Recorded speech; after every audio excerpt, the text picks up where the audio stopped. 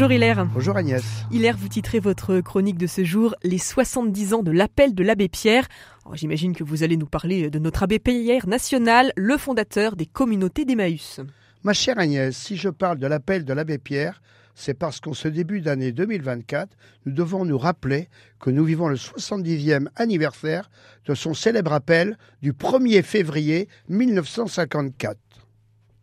La radio solidaire KRCF ne peut traverser cet anniversaire sans rappeler à ses auditeurs qu'il y a 70 ans, il y a quelques mois, l'abbé Pierre a réussi le coup de force médiatique absolument incroyable, réveiller les consciences endormies. Alors précisez-nous un petit peu Hilaire, racontez-nous ce 1er février 1954.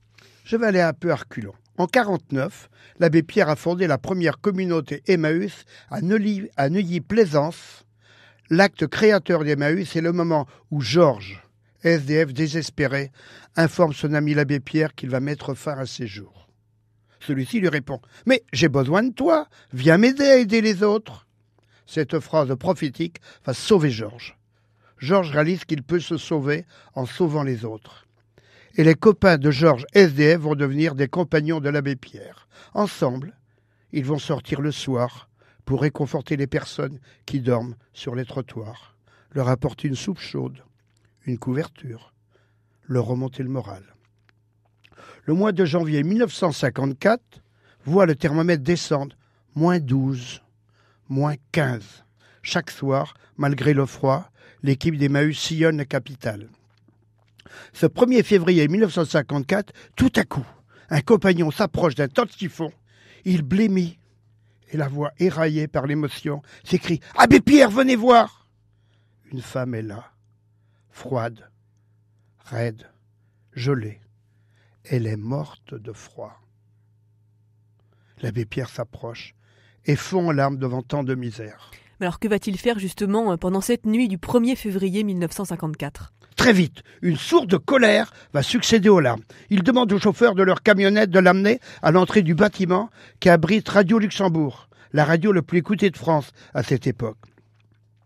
L'abbé Pierre est connu pour ses hauts faits de résistance pendant la guerre 39-45. Il fut député de 46 à 51.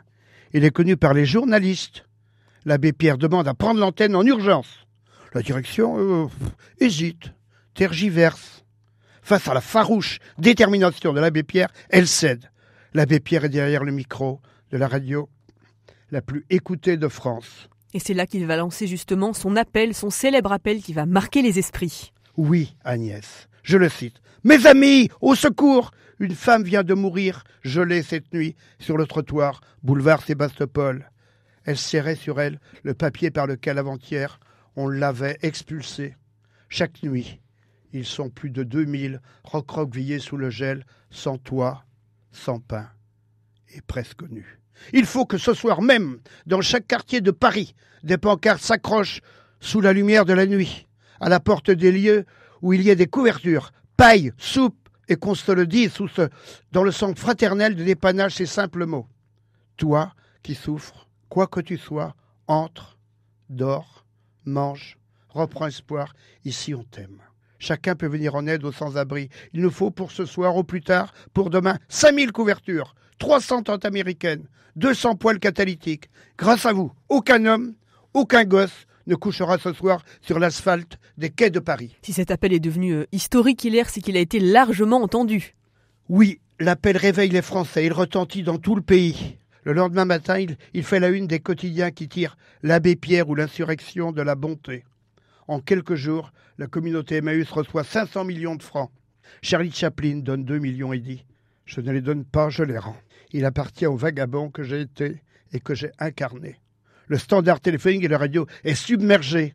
Les dons en nature sont si importants qu'il faudra des semaines pour les trier et trouver des dépôts pour les stocker partout en France. Et où est-ce qu'on en est alors aujourd'hui, 70 ans plus tard, en 2024 ? Durant l'hiver 54, l'abbé Pierre parle des 2000 sans-abri de la capitale. Aujourd'hui, un système de veille sociale, de mise à l'abri en période de grand froid, plus le radoucissement du climat, permettent qu'on ne meure plus de froid à Paris. Cependant, Paris compte quand même 3000 sans-abri, soit 1000 de plus qu'en 54. Et on le sait, Hilaire, la solidarité est toujours nécessaire, plus que jamais même. Plus que jamais. en ce début 2024, comme à Paris au Mans, à notre porte, des SDF demandent de l'attention, de la considération. Le message d'amour de l'abbé Pierre est aussi nécessaire aujourd'hui qu'hier. Merci beaucoup Hilaire pour cette belle chronique. On vous retrouve la semaine prochaine. À la semaine prochaine Agnès.